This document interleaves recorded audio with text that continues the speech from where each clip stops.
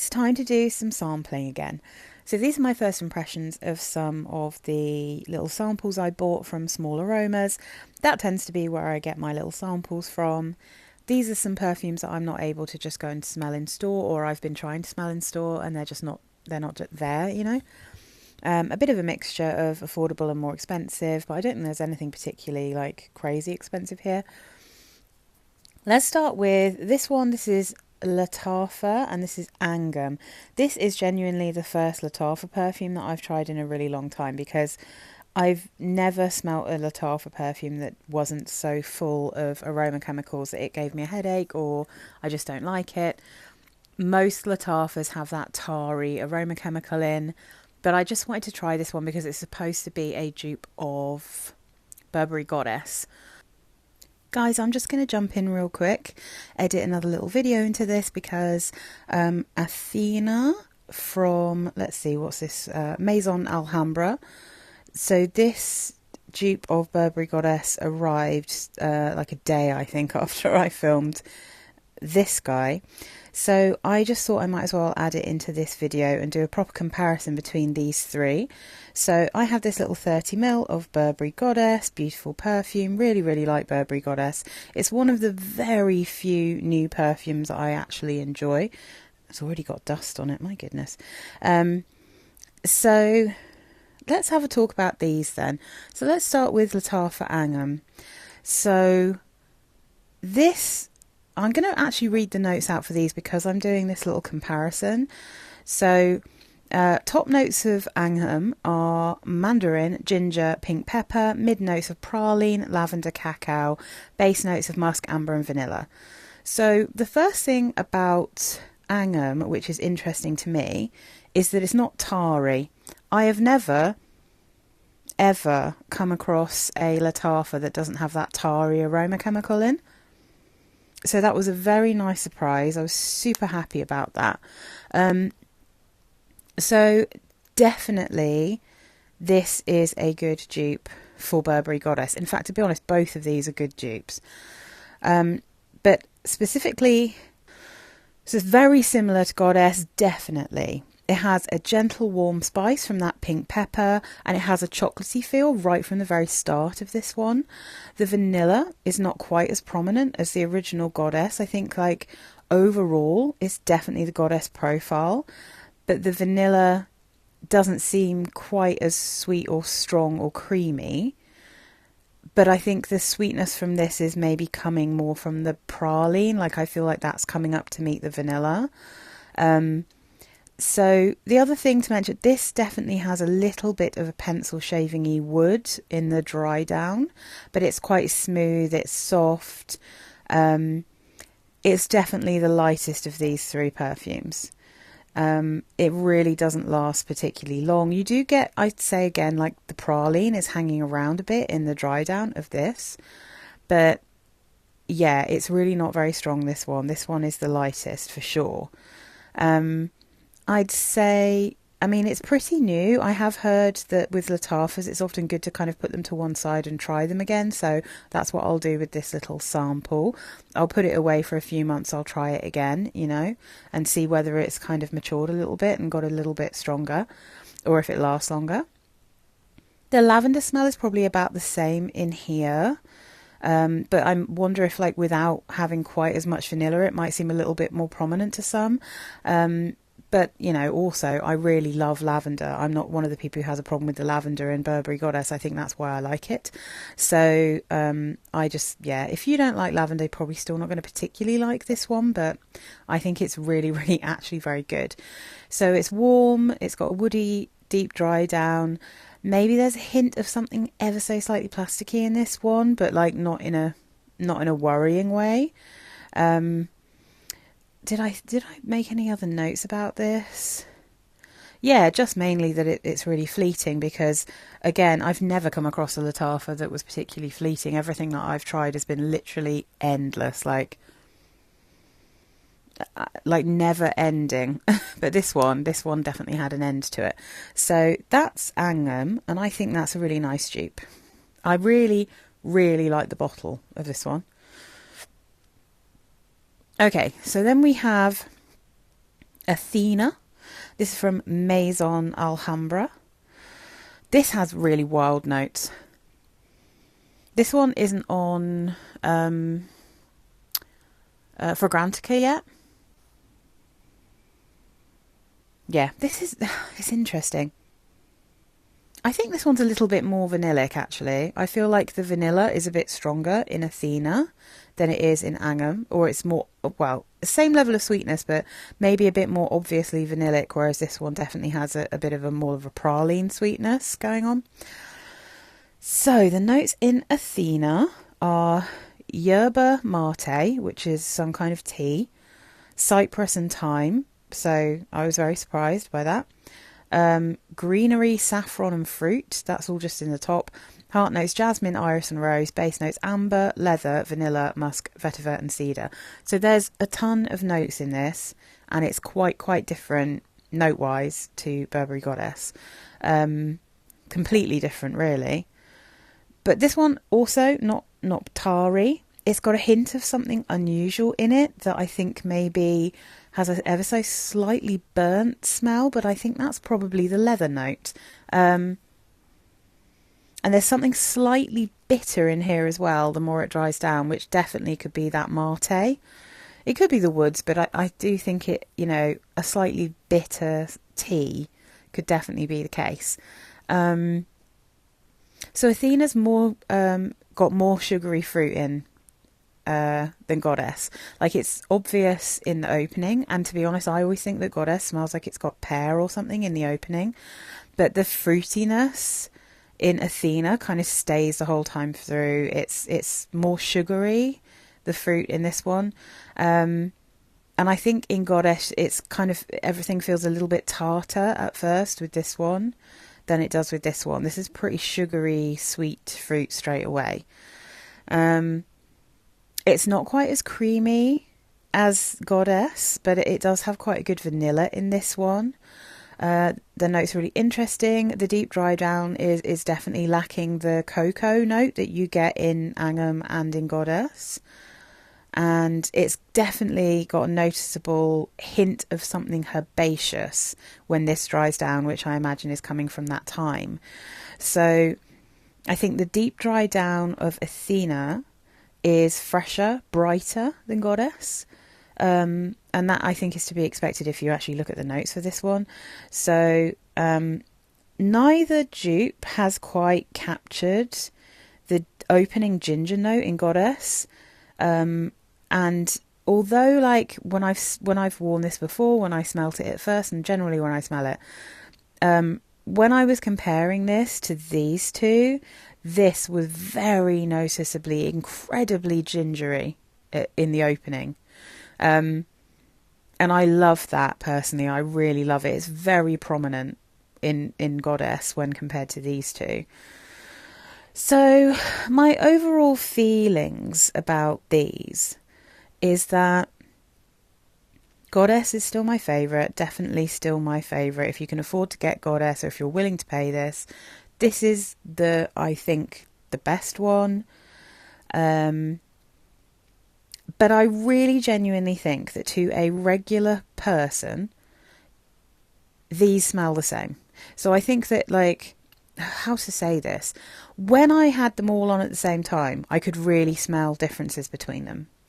But were I to just put one on and just wear it, which I actually did with this one the other night, I would not have been able to tell you that it wasn't Goddess, if that makes sense.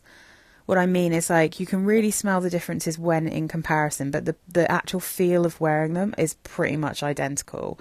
Like, I had this on one arm, I had this on the other, and overall I just felt like I was wearing Goddess. And then I topped up with this one because I've just got more of this, because this is a 5ml decant and this is a 1ml. And it just felt like I was wearing Goddess. So I would say I feel like this one maybe gives me something slightly more headachy than the others. But that might have just been because, to be honest, I was just testing these perfumes all day, so maybe it was just a bit overwhelming to my senses, to be honest. But yeah, I would say there would definitely be people who cannot tell any difference between these. I think that's how close the profiles are. And if you don't have them all to compare, I think you'd just feel like you were wearing Goddess no matter which one you try. And you know, realistically, I'm going to smell these slightly differently depending on what time of the month it is anyway, depending on what the weather is, depending on my mood. So I think these are both really good dupes, and I would happily wear both of these. I would happily buy either bottle, or I mean, I wouldn't need both, but you know what I mean. I have this one, which for now is enough to see me through, especially because I know you can get like refills for these little bottles.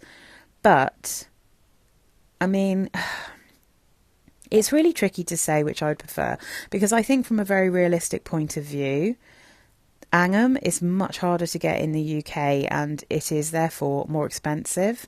Cheapest one I've seen of this is like 40 something pounds plus shipping. Athena you can get for between 20 and 25 pounds, and I think they're both 100ml bottles, so same amount of perfume. Athena lasts really quite well and Angham doesn't. So in terms of longevity and the price, so like value for money, Athena is kicking Angham's arse if you're in the UK. But Angham, I think, has the much nicer bottle. Personally, that's how I feel. I really like this bottle. I think it's really cool. It's got like little musical notes on it, but I just kind of like the structure of the bottle. Whereas this one's just kind of, you know, it's kind of an any old bottle. It kind of looks like a La Rive bottle or something. It reminds me a little bit of my La Rive My Only Wish, I think it's called. But yeah, this one in the UK is definitely the better value, and it lasts longer. I do quite like the herbalness that you get in the base of this. I think it's quite an interesting perfume in that respect. But I really like the chocolatiness in Angham. I like that there is a cocoa note that really comes through in this one. So I feel like this is probably my personal favourite of these two, which is incredible because normally Lattafa is an absolute disaster for me. But yeah, I mean, I think the chocolatey woody feel of this is cosy. I think this is a very cosy version. It's maybe not quite as vanillic as this one, but it's very cosy. And if it lasted longer, it would be perfect for this time of year. This one, I was quite surprised by the herbal and smoky touches. But again, I really only noticed those particularly when I was wearing these two as well. So when I had these all on at the same time, that's when I really kind of could sense the herbs and the smoke. I say smoke, or like the leatheriness that comes across as smokiness to me in Athena. But yeah, I mean, yeah, the bottle would sway me towards this one if they were the same price and easy to get.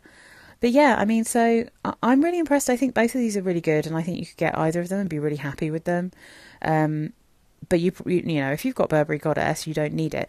But if you would like to wear Burberry Goddess as a signature scent, then these are obviously incredibly good value, because even if you're spending £40 on this, that's 40ml for a £100 bottle.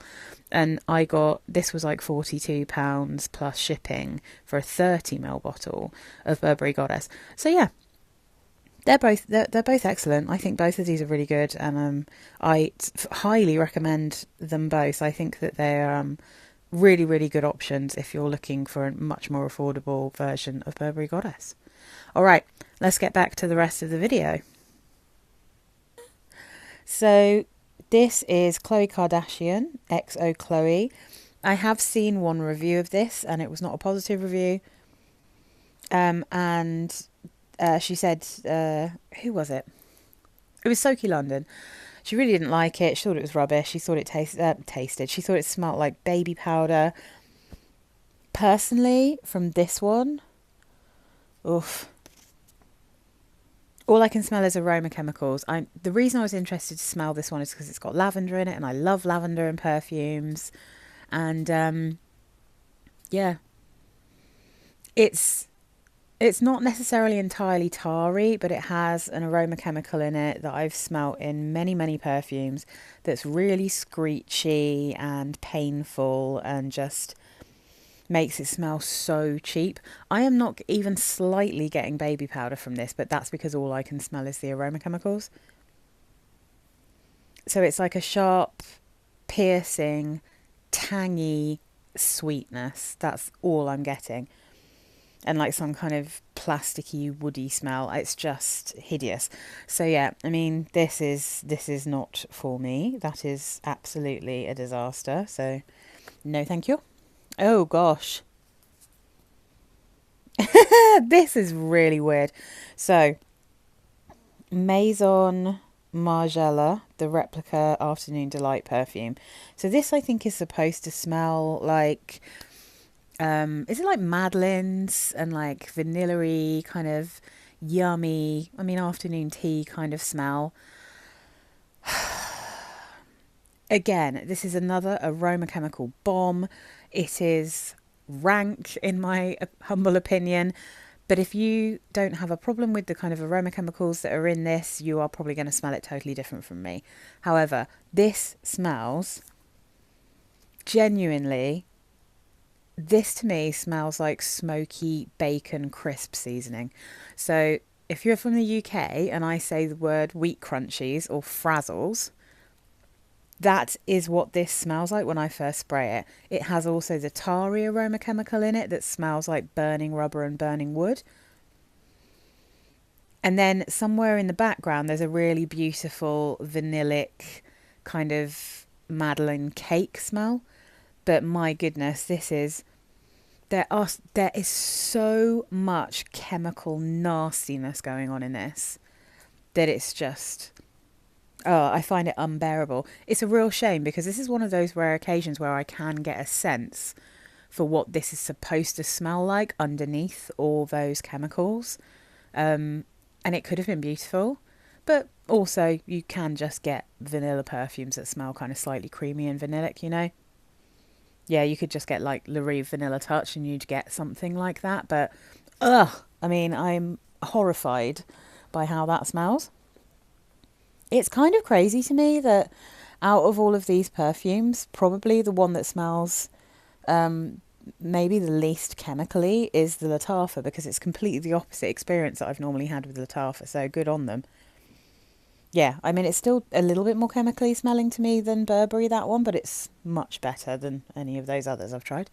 So next up we have Paris Corner Khair or Khair Confection.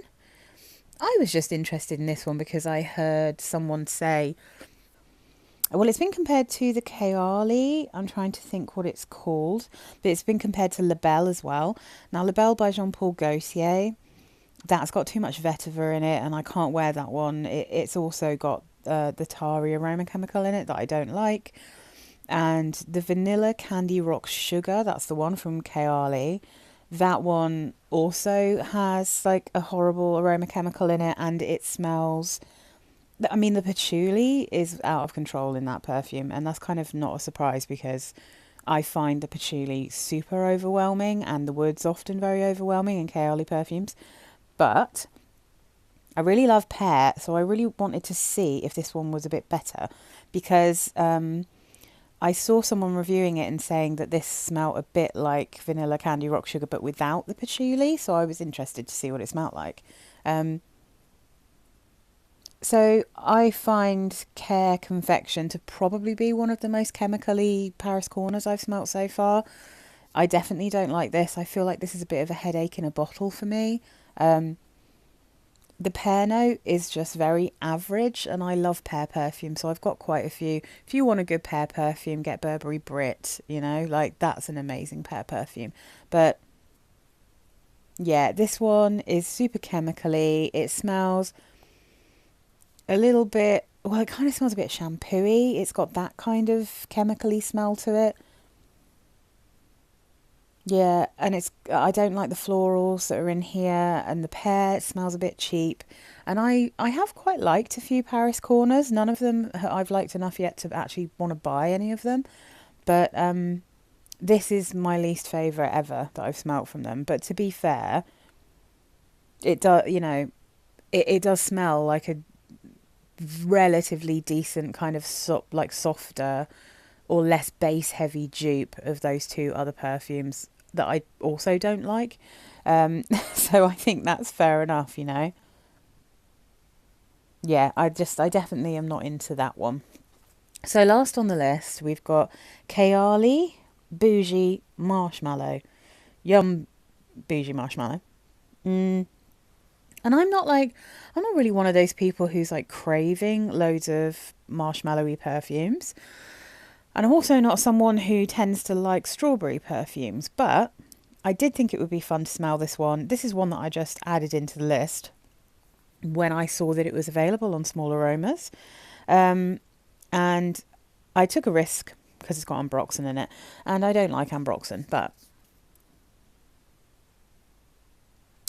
this honestly just smells like Nesquik strawberry milkshake powder. Um, which is a smell that I really love. And to be honest, if this didn't have that ambroxan in, like genuinely, if this didn't have ambroxan in, I would really quite enjoy this perfume. I don't think I'd particularly want to wear it because I don't know that I want to smell like Nesquik strawberry milkshake. But yeah, the ambroxan, the more it dries down, gets really piercing to me, and that is just what ambroxan does with me. Like it just is, it's very sharp and piercing to me. But but otherwise, this is like a sweet, sugary strawberry milkshake. I'm not sure I would have guessed that it was specifically marshmallow, but it's just very sugary, and obviously marshmallows are just very sugary. So yeah, literally when I sprayed it, and I was like, that smells like something in my kitchen, and a foodie thing. And then I was thinking about it, and I realised it was strawberry, and I was like, oh, yeah, it smells like the Nesquik that we make milkshakes out of. So I actually just got a little sample of a dupe of Crybaby by Melanie Martinez, I think. I don't know who that is. I just wanted to see what the perfume smelled like, and I don't know that you can easily get that in the UK, but that is a kind of milky strawberry perfume that I prefer. It's a little bit more interesting. It doesn't literally smell like Nesquik, but I can totally understand why people like this one because it's just a very sweet, girly. It's like what people wanted Burberry Her to be, but Burberry Her I think is quite again it's quite chemically, and it's kind of got that strawberry milkshake vibe, but it's not entirely just a strawberry milkshake. This one is almost entirely a strawberry milkshake. I'm not getting loads of florals, and I did see I saw Amy Glam talking about this, and she said that there is a little hint of the Capri in a bottle, the lemon sugar one, in this. And I totally understand what she means. I feel like it's probably got the same lemon note and the same floral note, maybe, that's in that perfume in here. But this one has the kind of the more creamy, milky feel to it, and is slightly sweeter, and then has that strawberry. So yeah, I mean, it's not a particularly sophisticated smelling perfume, but it's certainly a really fun one. And I would say um, that one, I wouldn't spend loads of money on it personally, but there, that's just me really.